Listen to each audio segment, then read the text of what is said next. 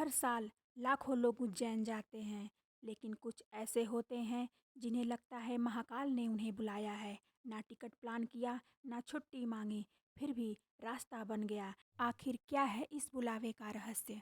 क्या सच में महाकाल अपने भक्तों को खुद बुलाते हैं? महाकाल केवल एक देव नहीं, वो काल के पार हैं। वो जानते हैं कौन कब कहाँ होना चाहिए, कब कोई आत्मा तप के लिए तैयार हो गई है, कब कोई आत्मा अंधकार में डूब रही है, और कब किसी को एक झटका चाहिए। जब वो देखते हैं कि कोई आत्मा अब बदलने को तैयार है, तो वो खुद बुलाते हैं। महाकाल का बुलावा कई रूपों में आता है।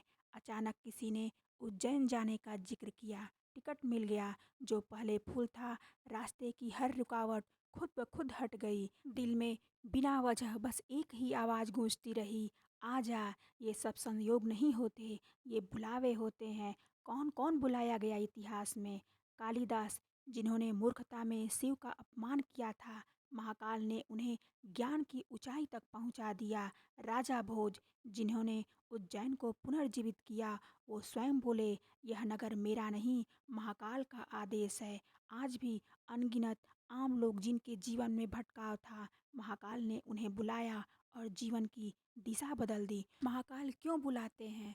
पुनर्जागरण के लिए। जब आत्मा गहराई में डूब जाती है, महाकाल एक झटका देते हैं। कर्मों का हिसाब कराने के लिए। जो पाप ढो रहा है, उसे कटवाने के लिए महादेव मंदिर तक खींच लाते हैं। आशीर्वाद देने के लिए। कुछ आत्माएं ऐसे मोड़ पर होती हैं जहां उन्हें शक्ति की जरूरत होती है, भविष्य बदलने के लिए। कुछ को बुलाकर जीवन की पूरी दिशा ही बदल देते हैं। जिनका बुलावा आता है, वो कौन होते हैं? जिनके पिछले जन्मों में शिव से जुड़ाव रहा, जो जीवन में भटक गए लेकिन भीतर श्रद्धा अभी भी है, जो कष्ट में है लेकिन आस्था छोड़ना नहीं चाहते, जो शिव की मर्जी से अपने कर्मों के फल के द्वार पर पहुँचे हैं। वो लोग महाकाल की योजना में हैं, उन्हें खुद बुलाया जाता है। क्या बुलावा हर किसी को आता है? नहीं, महाकाल का बुलावा मूल्यवान होता है, हर किसी को नहीं मिलता। अगर तुम्हें कभी ऐसा लगा हो कि महाकाल ने मुझे बुलाया है, तो समझ लो तुम अब साधारण नहीं रहे। कई बार लोग कहते हैं अभी टाइम नहीं है, पैसे नहीं है, अगले महीने चलेंगे। याद रखना, महाकाल का बुलावा एक परीक्षा है। अगर टाल दिया तो शायद दोबारा न मिले। जब कोई महाकाल के दर्शन कर लेता है, कुछ के जीवन में आश्चर्यजनक बदलाव आता है, कुछ को भीतर से टूटना पड़ता है ताकि वो नए रूप में खड़े हो सकें। कुछ को मन की शांति मिलती है जो सालों से खोई हुई थी, और कुछ की समझ खुल जाती है, कौन हूँ मैं और क्यों आया हूँ। महाकाल जब बुलाते हैं, वो केवल दर्शन नहीं देते, दिशा भी देते हैं। क्या आपने बुलावा महसूस किया है?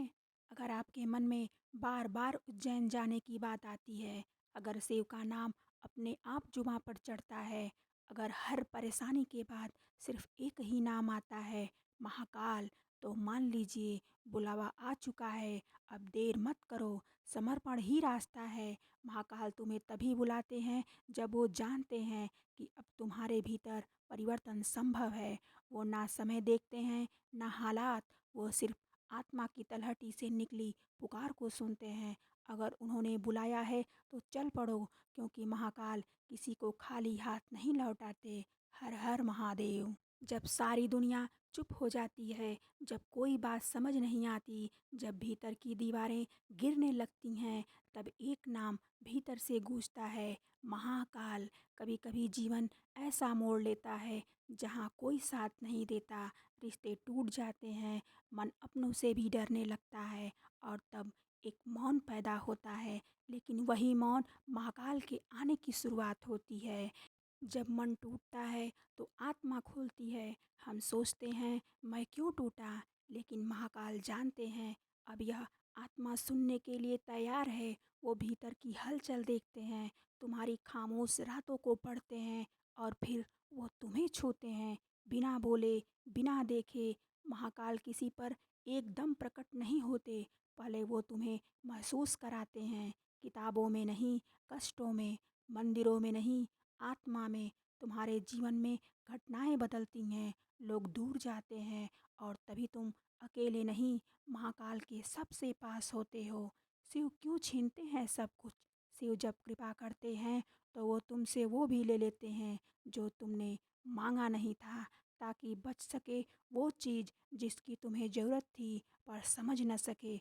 दिल में जज्बा रखो महाकाल वाला, हर हाल में रहो निडर, रखो भरोसा निराला। न किस्मत की सुनो, ना वक्त की मार सहो, अगर साथ में है महाकाल तो हर जंग में विजयी रहो।